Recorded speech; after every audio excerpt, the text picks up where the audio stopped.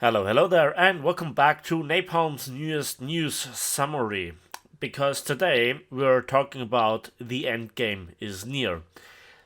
In the last couple of days, there have been so many dev blogs and so many new informations that we can get our hands on, to which you will find, as usual, the links in the video description down below. And let's just talk about it because I think this is the end game. This is the beginning of the end when it comes to gun based ships in War Thunder. And the quick thing is, I'm super excited about the announcements. I cannot wait to play them to see how they feel in War Thunder. But I'm also fearing it because I think it's too early because the game is not ready. There have been no real adjustments to the gameplay for years, and now, while there will be big short term gains, as we will see with the first dev block, but in the long run, this will be the final nail into the future of War Thunder Naval. Now let's start here. We can now pre-order Battleship Gneisenau, so interesting here it is called Battleship Gneisenau, and Battlecruiser Sevastopol. And you can see the Gneisenau is of the Scharnhorst class, but those are not Scharnhorst's 9 11-inch guns. No, those are effectively the Bismarck's guns. And this has some historical accuracy to it because the Gneisenau was actually started to be rebuilt with the German 380mm or 15-inch guns. And while it was being rebuilt, while the 11-inch turrets were already taken off, there was a British air raid, a magazine detonation, and the rebuilding was basically halted and never restarted again. And I have to say, this looks good. It looks mean. It has some real oomph to it. And it costs you $80 for the pack. That is hilarious. It was kind of inevitable, but here we are. And again, it looks mean. And now you can see something that now the turrets look much more, how should I say, fitting to each other. They're not that far apart as the triple 11-inch guns, and indeed, we'll come to this back later in the discussion, the Scharnhorst class was intended to have the 380mm guns to bring her up to certain British battle cruisers in firepower, but the 15-inch guns weren't ready. Germany knew how to build powerful 11-inch guns, and so the Bismarck, from what I understand, was also intended for 16-inch guns, but then the 15-inch guns were ready for it, and due to the outbreak of war, the rebuild was not taking place effectively, which was planned. And so a bit of backstory. There are numerous videos about the various different topics that you can find on Drakinifel's YouTube channel, which again I recommend here dearly. So yeah, it will be the German Blue Water Premium, and it will be at rank 6. That means again we have rank 7.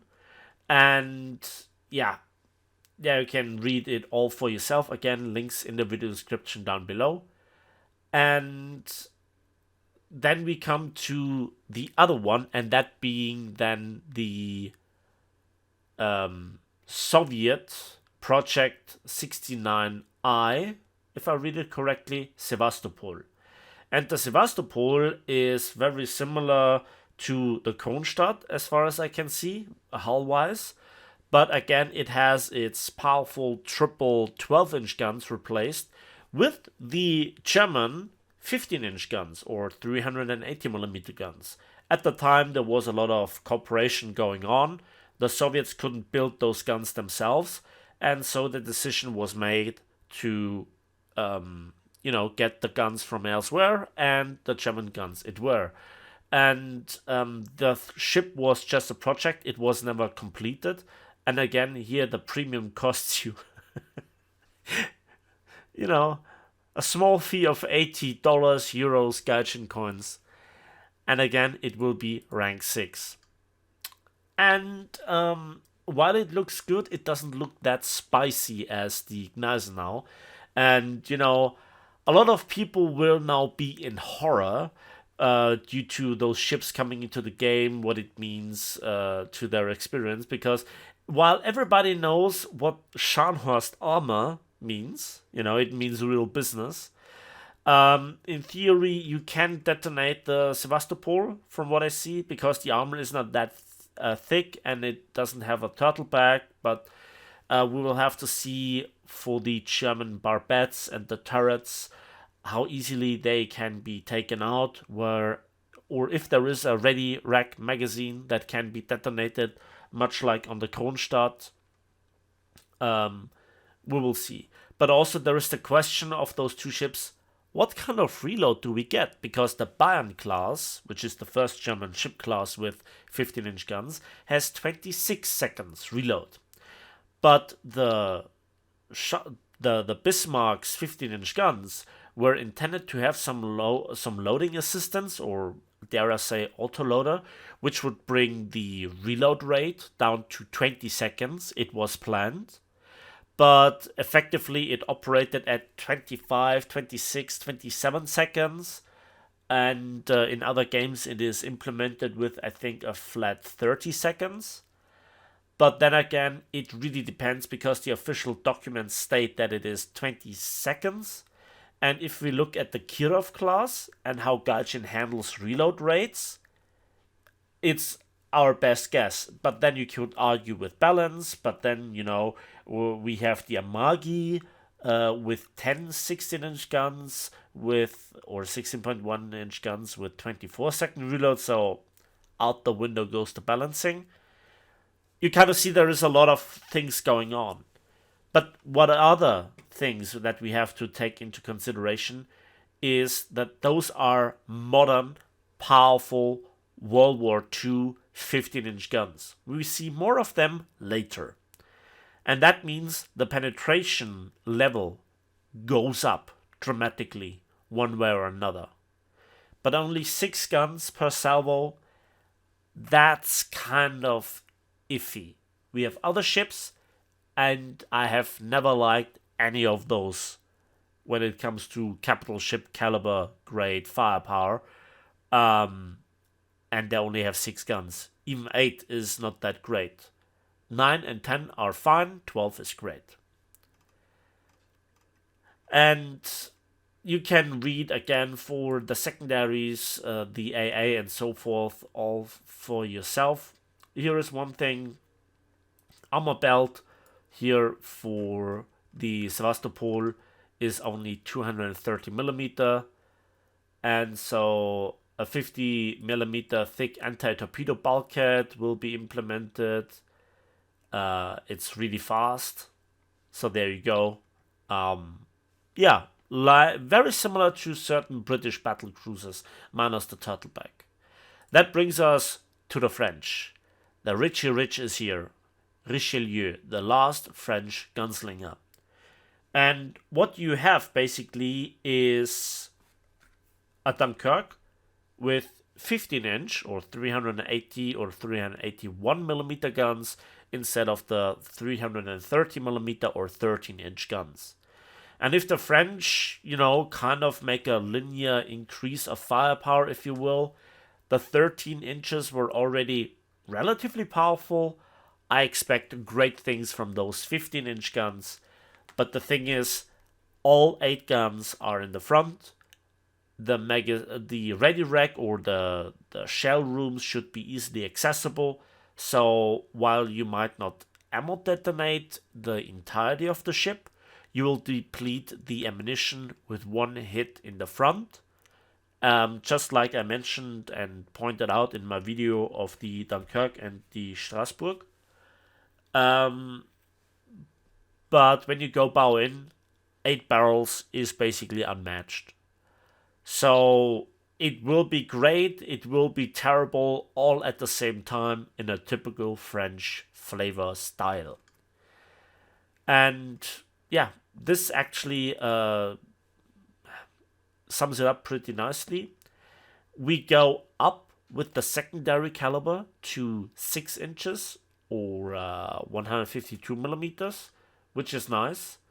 We have a lot, and I mean a lot, of 40 millimeters.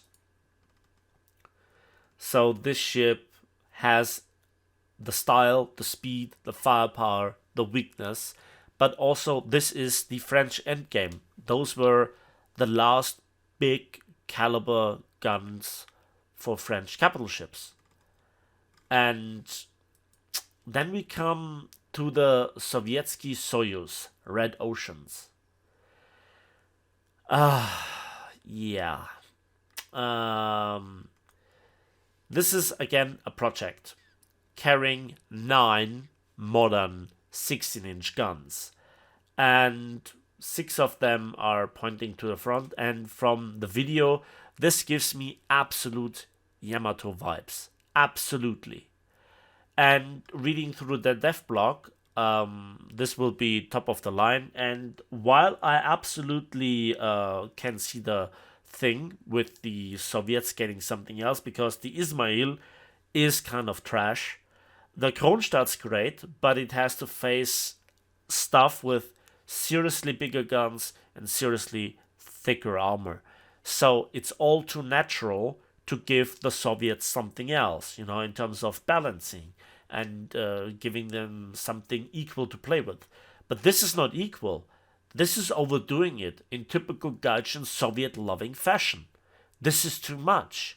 If you read through this, we can see that this is not just very high armor-piercing values for the AP shell and an explosive charge of 88 kilograms. That is massive. Those are shells of doom. This is outright brutal. The very biggest charge of TNT at this very moment in War Thunder is still the AG from the British 13.5-inch gun. And that has also 88 kilograms. So giving this for an AP shell, that's a nuke. Absolutely insane. Okay. Then we have secondaries, AA, but what really stands out here is the average protection here is about 375 millimeters for the belt. If I'm reading this correctly, that is the thickest armor so far, but it gets even bigger to 420 millimeters to protect the ammunition elevators of the front 2 main turrets. And so forth and so forth, and then even the deck is really thick with 155 millimeters or 6.1 inches. So that stops a lot of AP bombs even right dead, right there. There is also, I think, some torpedo protection system that is similar to certain Italians, to which we'll come in just a moment. Yeah, but this will be extremely powerful from what I've seen in the clip right at the start. The turret rotation speed seems comically fast, so the handling will be excellent. The turret firing angles seem excellent. This seems a serious player. Let's move on. And for a brief relief, I guess the US will get the Des Moines, and it just returns as a premium on its anniversary. So you better grab it if you will, but 6.3 is quite a hard battle rating even for the best of the heavy cruisers, and it loves to outright explode because everybody knows this is just a sweet spot and boom, you got a ship killed. And that brings us to another endgame, and this time it's the Italians. We come to the RN Roma. Beautiful, powerful ship with 15-inch guns, 9 of them in 3 triple turrets, and they were equally, if not more powerful than the German 15-inch guns on the Bismarck and now the premium Gneisenau. Now, one thing is this innovative torpedo protection system. Yes, it was innovative, doesn't mean it really worked or was good at all. And there you can see powerful guns, and we also have heavy secondaries, so 16-inch guns, but nothing outstanding in terms of secondary, but that's not really the deal for a battleship, is it? We have a lot of small arms fire, then a little bit of history. The Roma was actually sunk by German Fritz X bombs, and we also have a spaced armor, so 70 millimeters plus 280 millimeters. How exactly it plays out, how big the gap is, if it will pre-detonate AP shells, if this is a built-in sinking guarantee if you get sapped, we will find out. But if you angle it, it might be really, really effective depending on the deck armor. And here it is, we have the special Pugliese type anti-torpedo bulkhead. Interesting to read up on, didn't seem to work, was a great idea, caused more issues than it solved. And it's also fast. And this is also, that's it for Italy. Those are the biggest guns they ever put on a battleship. So we have the Endgame for the French and for the Italians. And only certain projects or blueprints can now bring something new to the game. I think Devblock season's not over. I wouldn't be surprised if we will see something else for the US. Maybe a North Carolina. Maybe the 1920 South Dakota. Not the 1920 South Dakota class that was equipped with, on paper, 12 16-inch guns, but I think the actual World War II South Dakota, which was very similar to the North Carolina, before we then come to the Iowa. And I'm not quite sure what the Japanese would now get, because we already have the various different ships. You know, we have the Amagi class, which is currently the most powerful warship in War Thunder, I would argue. We have the Nagato class in the shape of the Mutsu. And after this, there's only the Yamato. And what's in between? Maybe some blueprints, maybe some projects. But effectively, we are very close to the end game for the Japanese. I wouldn't be surprised if we will also see, the introduction of the Bismarck. Now, how could this be bad? I mean, we have now everything we ever asked for. The big names are here. The big battleships are here. Finally, great. Look at them. Look at those beautiful, beautiful, beautiful graphics. The 3D models looks absolutely eye-watering in a positive way. I love the look of them. And I cannot wait to shoot at other battleships at 8 kilometers at spawn. Because this is how it will be, sadly. I would love Gaijin to, say, okay, stop it right there. We'll introduce it in another patch. We will now make one patch where we absolutely work on all the issues, the map layout, the spawn distances, the spawn density of the ships, so that you are not really caught in a traffic jam. That patrol boats can render the big gunship fight absolutely pointless right away. There are so many things that currently need to be addressed. And this is my problem. I would love to play those ships right now. Don't get me wrong. Those are the big names. I love the more realistic approach of Gaijin compared to other gaming studios right now. But not like this, because this is the last chance. There will be maybe one more update with big battleship guns, Iowa, Yamato, Montana class, H-39 for the Germans, and then that's it. After that, we will see modern stuff with missile cruisers, which will be so balanced, but this will be the last patch of hype. The game must be somewhat ready for it, and it isn't. And this is why I'm looking at those ships with,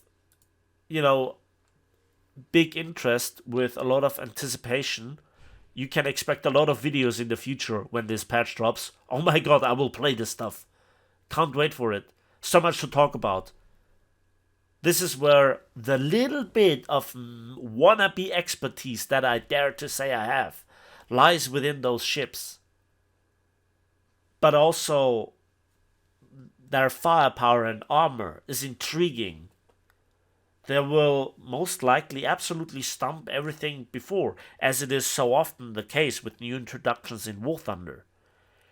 But again, I would love to see it a bit more balanced, a bit more a fight in and of itself, not fighting the game, right? And not deterring new players right away, not giving unfinished mechanics onto ships that cost up to $80 or euros or gaijin coins.